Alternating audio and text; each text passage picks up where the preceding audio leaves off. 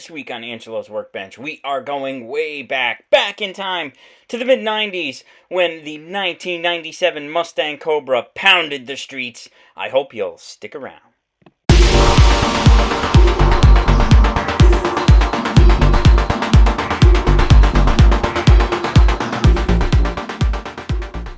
Hey everybody, before we jump into this week's video, I just want to remind you all of the new partnership Angelo's Workbench has with Hobbynut Models, a great online retailer run by a gentleman who is a tremendous fan of model building, supports many channels, and is a model builder himself. If you're already supporting him through another YouTube channel, please continue to do so. If not, down in my description is a link that you can follow, and you will be supporting Angelo's Workbench and Hobbynut Models. Hey everybody, it's Angelo with Angelo's Workbench, kicking off a new build. My wonderful wife, for Valentine's Day, got me a book. And it's one that I've wanted. It's one of the Mike Mueller books. For Christmas, I had received the Corvette book, also by Mike Mueller. And these books are fantastic and are just crammed full of reference information and photos and options and color availabilities. And this one, again, here's every model since 1964 and a half. And it goes through and it tells the story, which is fascinating, of the Ford Mustang. And there's even like special chapters on the Wild Horses, which has a lot of the all of the Shelby cars of lore. And then they have like the California Special. They have like limited models, like all kinds of cool stuff. So in honor of Valentine's Day gift from my wife of this book, I'm gonna do a Mustang. Hey, twist my arm. You know, about I think approximately a third, or maybe a quarter, 25% of my model building stash is Mustang. So, here we go. And right now you're thinking, Angelo has lost it. That is a Dodge Viper GTS. No, this is a basket case. We're going to save one from destruction. So, a kit that was never meant to be built. Somebody did something to this kit. I have no idea. I think I got this at Bernie's Backyard Bargain Bin out in Arizona. I think I paid something like $5 for this kit because it's missing some stuff. First of all, there are no instructions, right? So through my Google Foo and reading the decal, I was able to piece together that this is actually... and I have here missing instructions. See my phone, because I have notes to myself. The headlight is missing one glass. And then the front light buckets, the chrome parts, are both gone. And the mirror chromes are gone. But I can replicate those very easily. This is the AMT 1997 Mustang Cobra SVT Kit 8231. That's what this is. So I have the instructions that I was able to find. They're on my phone. I'll figure out a way to print them. But I have everything except some of the parts have been messed with. But hey, I paid $5 for this, right? So you'll see here what's missing is this is the mirror, the rear view mirror chromes. But those are very easy to make. I can take a small piece of sheet styrene and a Molotov pen and they're done. These are not so easy. These are the headlight buckets. And the windshield glass, I only have one. I have everything else. I have every other part in this kit. I'm just missing those those 5 parts. But these two I don't even count. The mirror glass, because I can just fabricate those so easy it's not even funny. But the headlight buckets, I cannot. Those are a little tricky. And then the glass here. Now, my buddy Raul over at Muscle Car Modeler, the man of a million kits, he happens to have just bought a kit that may very well solve my problem that he bought just for the wheels. Again, he bought a basket case rebuilder, as he often does online. And he paid something like $5 for it, which was exactly what I was going to do to solve this problem. But he got that one, and he said, hey, I'll send you the lights. So I think I have that stuff forthcoming from Arizona. But in the meantime, in between time, we can get started, because I don't need those until final assembly at the end. So we got some tires here, and we've got the wheels. And just looking through this bag here, making sure that there are, in fact, no other parts in it, like maybe that piece of clear glass. But I've been all through this, and there is not. So I have the glass has been ripped from its trees already, and will need a substantial polishing, right? And I will do that. So we'll put those aside. The taillights are, in fact, all here and accounted for, and look marvelous. So those will be fun. We'll put those up there. We'll get the tires out of here, too. We can put these up here for now. Well, yeah, we'll put those up there for now. And so that's that. Now, this bag was, in fact, still sealed. I opened it to do a little parts inventory. So we'll go ahead and we will pull some of these out. Actually, take them all out. And so right here, right off the bat, here are all the unmistakably Cobra parts. The big Cobra embossed rear bumper, very 90s. I absolutely adored these cars back in the 90s. They were so sweet. I've got my mirrors, I've got shocks, I've got brakes. This is all good stuff. Suspension components, the rear end, the rear spoiler, which has a little bit of flash. Hey, it's an AMT kit from the 90s, right? It's going to have flash. We've got that steering wheel. Even says Cobra on the steering wheel, which is kind of cool. I don't know if you can make that out. We have the undercarriage, some exhaust components. This all looks nice. Very interesting interior tub setup. Like, there is a back seat. There are front seats. Here are the sides. And then it uses the actual, like, part of the underside. There's no interior tub. There's no bottom. It just uses that. At first, I thought I was missing an interior tub, but these just will attach onto there, and you'll see they even have like the rear door panel there, which is kind of interesting.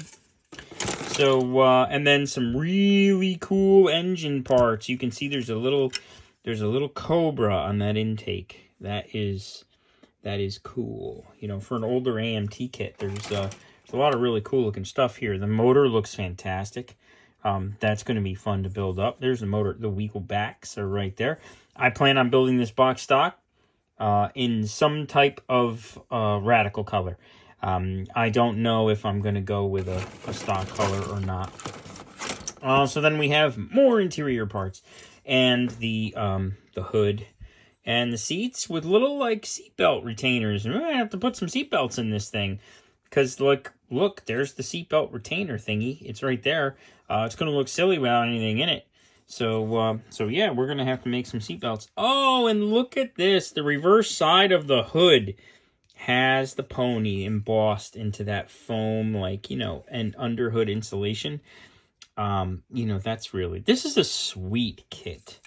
And I basically, you know, got it for next to nothing, again, because it's missing parts.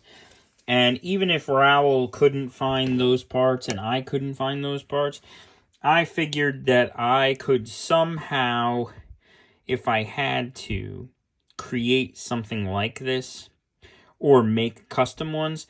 Back in the 90s, it was very popular to have tinted headlight covers.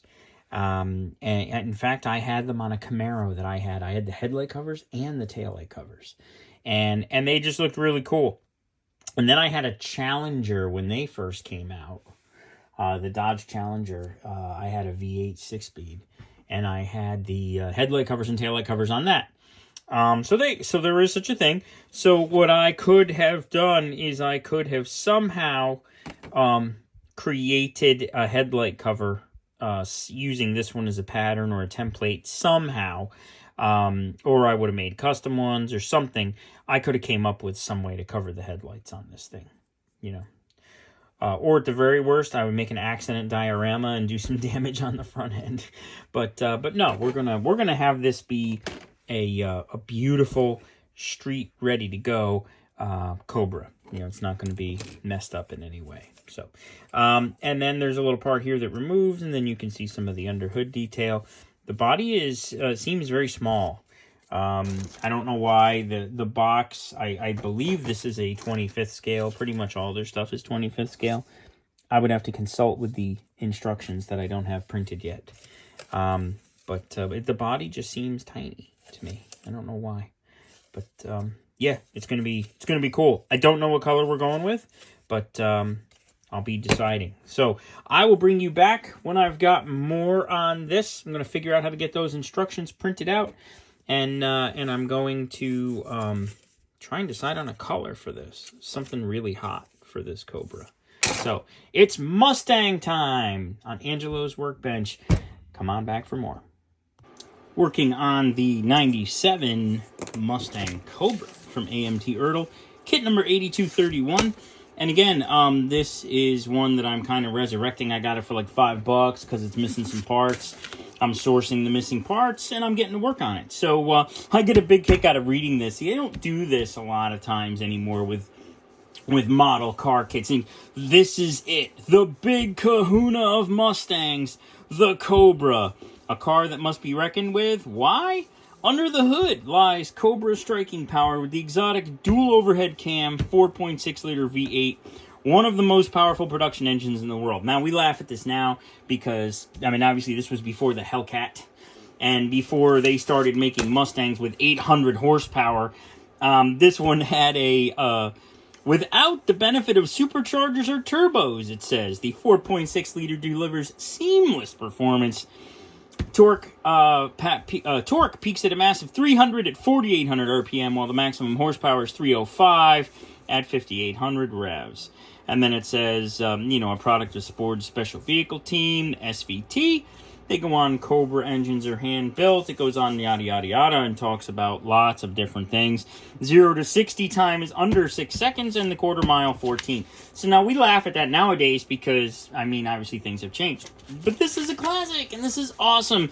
I graduated college in 1996, so this was the hot Mustang of the time. And interestingly enough, at the time, I was driving around in a Camaro with T-tops that I had bought for myself as a graduation from college gift. So I was rocking a Camaro at the time, but I've always been a Mustang guy. I've had Challengers, I've had Camaros, I've had Mustangs. I like them all. So let's talk about what I've done thus far. I have all of the parts separated from the sprue. I've removed the chrome from the wheels so I could do those up in a nice aluminum looking color. And I gotta say, like, looking at the engine is absolutely fantastic in this kit. It builds up really nicely. I have some parts of it glued, but I wasn't able to glue it all together because we have multiple colors. We've got the silver transmission, the black block, but then they have you do the cylinder heads in aluminum, and then there's multiple colors on these parts as well. The engine is almost a kit in itself with tons and tons of parts. So this is going to be great. The intake plenum's aluminum. Underneath, the intake manifold gets a semi-gloss black. The cam cover gets a semi-gloss black. The headers get steel, obviously. And then there's an oil filter / cooler. There's lots and lots of parts in this motor. This kit so far is proving to be a hidden gem in the AMT product line. So I'm going to continue my work on it. I have selected a color. So the 1997, I've done some research. Here I go. I'm channeling my inner Raoul from Muscle Car Modeler. So I've done some research on this, right? There were, of the coupes, since this is a coupe, there were 6,961 coupes made in 1997. Now, this is according to the SVT Cobra Mustang Club, their official website. They publish production numbers by color. These cars were available in 4 different colors in 1997: black, crystal white, Rio red, and Pacific green. I didn't really want to do a black. I just did a black car, and I didn't want to do a red one. So it was down to between the white and the Pacific green, and I chose the white. So this has been primed, and it has been painted white. I used Tamiya X, let's see here, which one is it? X2 Tamiya X2, I just used a regular acrylic white, and once it completely cures, I will spray this with my 2K clear. So the black cars, there were 2,369 Cobra coupes. There were 1,543 white ones, 1,994 red ones, and 1,055 green ones. Of the 1,543 white ones, which is what we have here, 20 of them had black cloth, 1,817 of them had black leather, 47 of them had saddle cloth, and 659 had saddle leather. So I am opting for the saddle leather interior. So we will be building one of 1,543. That's what we're doing. White with the saddle leather interior. And the interior is another interesting assembly part of this kit is the interior. Because as I said, the motor is really cool and a lot of fun to work on. And I'm going to show you a little bit of that right now. But the interior is very interestingly part of the main chassis. This is the interior. This is where the seats go. And then the interior has several parts. I have them all here. So here are the door panels, which is nice when they're like this. There's not a tub. So I can do details. I can do multiple colors because the door panels do have combination saddle and black colors. So this just kind of locks into here. And you'll see there's nowhere really for that to go. It goes on the back seat. So the back seat just kind of goes in like this. And then this goes like this and attaches to that, just like that. And then the other side does the same. And then the seat obviously attaches here. The dashboard attaches, it becomes part of the doors. It all fits together very nicely and will look marvelous. And then the dashboard, these interiors were well known. I loved the Mustang interiors. They were well known for these two rounded areas here, for the binnacle, for the gauges, and then for the airbag for the passenger side. And the top was usually black, and then the bottom was like the interior color. So this is going to be saddle. And the instructions for this kit are actually very good. They call out a lot of those differences. Like, for example, they have the interior and exterior colors here. What's interesting is if you look closely, you'll see that they have reversed their interior and exterior. So the exterior, according to these instructions, came in black cloth, saddle, black leather, saddle cloth. That is obviously the interior. And then this says the interior comes in Rio Red tinted clear coat. Clearly incorrect. So those should be reversed. I had a good chuckle about that. But they do tell you about, like, you know, painting the trim black. They have a nice little talk about painting the shaded areas of the chassis and the lower suspension to match the body color, right? So they want you to have some body color on this underneath of the car, which I may or may not do. I'm still trying to decide how I'm going to do that. But then when we go to the interior, they do tell you, they have you, which is interestingly enough, calling for dark gray. So they're having you paint this up like a black and gray interior, and this car didn't offer a gray interior. They only offered saddle or black. So that is obviously incorrect. And then here they have this correct. They say, hey, the top is semi-gloss back. The bottom is just interior color. It's not calling out for that gray. Now, what I'm thinking is maybe there was a gray ceiling, no matter what the color, but I highly doubt that. So I'm just going to disregard that and go with my own color scheme based on what I see with photo research. And then here in these steps, these are the two parts that I am missing. 502, the headlight bezel, and 501, the headlight bezel. I am also missing one of the headlight lenses, 304 or 305. I don't remember which. I have one. I don't have the other one. I have already sourced those parts, and they are on the way, hopefully. And if not, I will come up with some type of solution when I move toward final assembly. As you can see here, the rest of these parts are all separated, ready to go, ready to be painted. And that is where I'm going to go and get to work on now. I will begin painting all of these, and I will bring you all back when we start gluing some plastic together.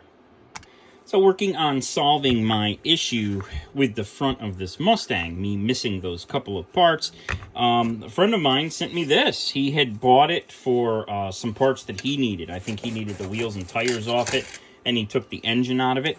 And then he just sent me the rest of the car. And so this is fantastic. I've got the clear lenses were on here.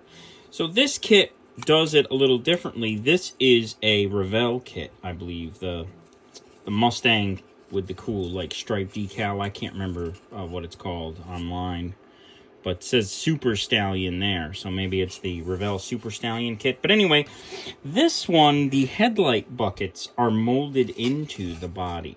So if I want to use the headlight buckets, I'm going to have to cut them out. So I'm thinking that there's a couple different options here. I at the very least have the lenses now, and these fit in the car perfectly. So I could black out these lenses and glue them to the car and be done, right? But I want to try and make this look stock. I want to try and resolve this issue because I like troubleshooting. So there's a couple different things that I was thinking that I might be able to do. I wonder if I could foil cast this. I think that I could, and I might give that a try. And basically, so that would be just like Raoul did over at Muscle Car Modeler. He did a video not too long ago on foil casting, which I thoroughly enjoyed, and thought that, like, hey, that would be great to try someday. Maybe I could try and foil these buckets. I don't know, because the buckets are kind of deep, and I think that the foil might tear, but I'm going to give it a try. I'm going to see if I can foil cast that. If not, I'm going to try to actually cut them out and remove them. So I'm thinking that if I were to cut just, I'll get my Dremel out and I'll just clop this corner of the body off the body. Because I have no intention of using this. I mean, the wheels are gone, the motor is gone. There's no way for me to ever resurrect this.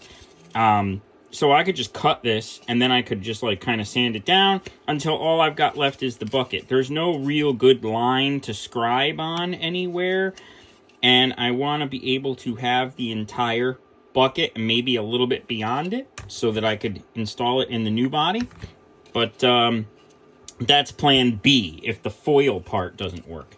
Then plan C, if all of that doesn't work, then plan C is I will just maybe foil the backside of these lenses. That was another idea that was suggested to me by Raoul.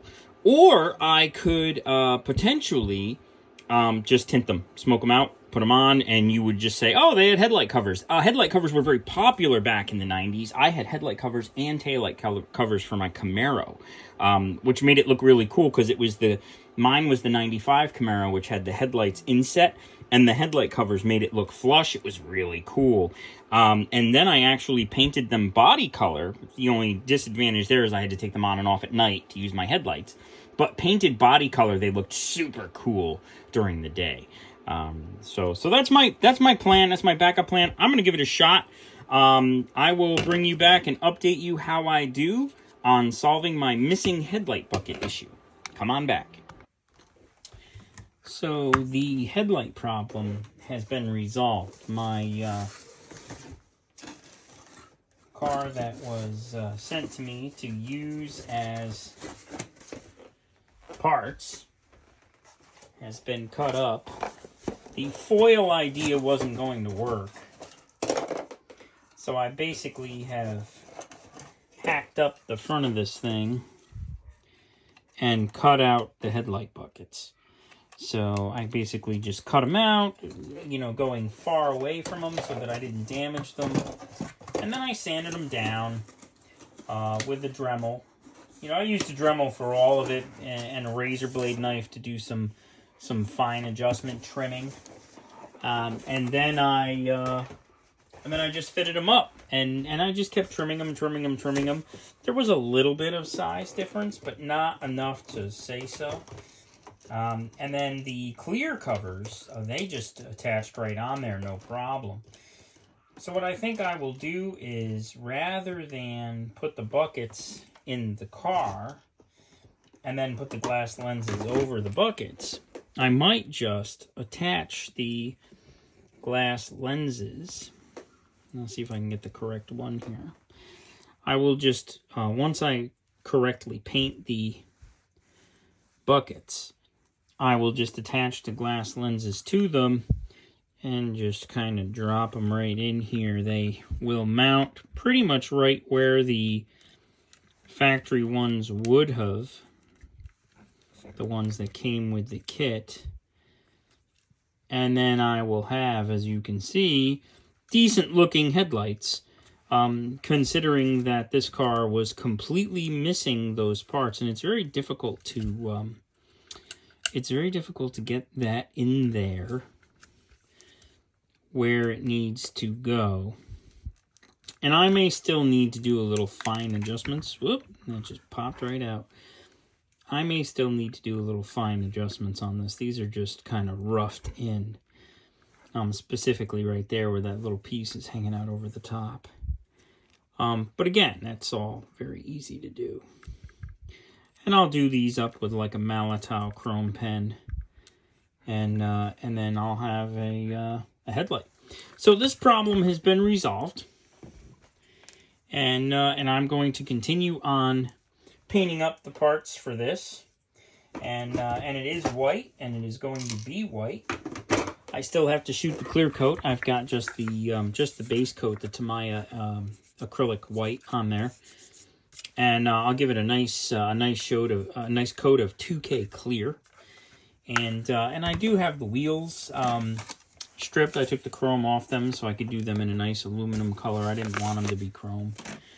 And I will bring you back when I have more stuff. Well, I've been doing a lot of 3D printing lately, and so I figured I would print up some wheels. I'm not sure if I'm going to use the 3D printed wheels or not. I've got the factory wheels here, and then I 3D printed up some kind of spokes that look really cool, and I 3D printed the tires that go with them. So here you can have a look at what that looks like. And then notice that there's no lug holes. So there are separately... Now let me find them. They are on this table somewhere. There are separately, right here, the lug nuts. And as I should have guessed, they are incredibly fragile. So I promptly broke 2 of them. And that's the nice thing about 3D printing. My 3D printer is off in the background printing up 10 more. Because I'm sure I can get 2 good ones out of that. And then just in case I have an accident and break these again, they basically slide down the shaft of the wheel, and then the lug nuts stick out the little holes so that you can do the lug nuts in a different color, and it looks like really good. Not that I can't paint lug nuts, but this is just a different way to do it.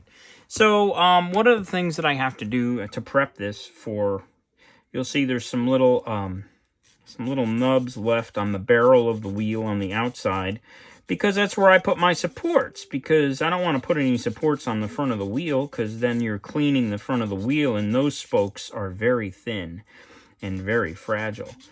So this way I just clean this off and get rid of any nubs from the supports. Think of it as from when you de-sprue parts. It's kind of the same thing. You have to do a little bit of sanding. And you just basically need the barrel of the wheel to be smooth. I don't really worry about this portion because I do put supports there too. But now the tire has a few supports on the inside. There isn't really much you can do about that. It sticks the supports somewhat on the inside. And if you don't, you can get the edge of the tire to be kind of wobbly in your print. So the supports are necessary to maintain the shape of what you're printing. And I've done some videos before on how to 3D print, stuff like that. You can go back and check out my Dark Horse Mustang build. That was pretty sweet. I cover some stuff on 3D printing in that. My Camaro, the one that I 3D printed the carbs for, the yellow Camaro, that one also has some 3D printing how-to within it. And then also the Ford Maverick Grabber, that was an entire 3D printed kit, was also, there's also some good tips in that video series about 3D printing. And then if you're excited about 3D printing or you're thinking about getting into 3D printing, I will have another series coming very soon with an entire kit 3D printed. And it's one that isn't readily available, one that you really can't find anywhere. And I think that you will enjoy that build series, and that is coming up soon on Angelo's Workbench. Maybe after this one, we'll see. I've already printed the kit. I have it ready to go. So we'll be able to talk about that and do 3D printing together in that series. So this one fits, and I'm just kind of like looking. I think this is a weird rear wheel. I did two different sizes. I had the option to do 19s, 20s, or 21s. I did 19s in the front, 21s in the back. And you know what? That looks really, really, really good. So this wheel may find its way onto the car. And then comparing it to what was, you know, stock back in 1990, whatever, obviously a very small tire with a very small wheel with very big tire. And so this is obviously a low profile scenario. So we've got a much larger wheel, which looks really cool, and a smaller tire. So I'll go ahead and finish cleaning these up and get these ready. And then I'm figuring that these will be aluminum color with, I'll do the lug nuts in probably a black, and then I'll have the tire be a black as well, a flat black. And I just need to finish taking the little nubs off, and this one will be ready to go. And very, very carefully put those somewhere where they don't break. And as I said, I'm printing 10 more now. That's the advantage to 3D printing. One of the significant advantages. If you lose a part or you break a part, you know, you just print another one. And then even with 3D printed bodies, you know, if you make a mistake on the paint job, rather than having to go to the purple pond and having to go through all of that, you can just print another body. You know, I print a body in 4 hours on my printer. And then you have another brand new body, and you can start from scratch, which is especially good if you're doing any kind of body modifications, or you're doing a lot of maybe converting it to a convertible, and you're afraid if you make the cut wrong, what are you going to do? Well, you just can print another body. That's a significant advantage that 3D printing has. So we will be back soon. Well, that's going to wrap up this week's video, video number 1 in the AMT 1997 Mustang Cobra video series. Come on back next week for video number 2, where we will move this along. Go ahead and like, share, comment, subscribe. Don't forget to check out that description and visit Hobbynut Models and support Hobbynut Models and my channel. Also, Facebook, TikTok, and Instagram under the name Angelo's Workbench. I look forward to seeing you all next week.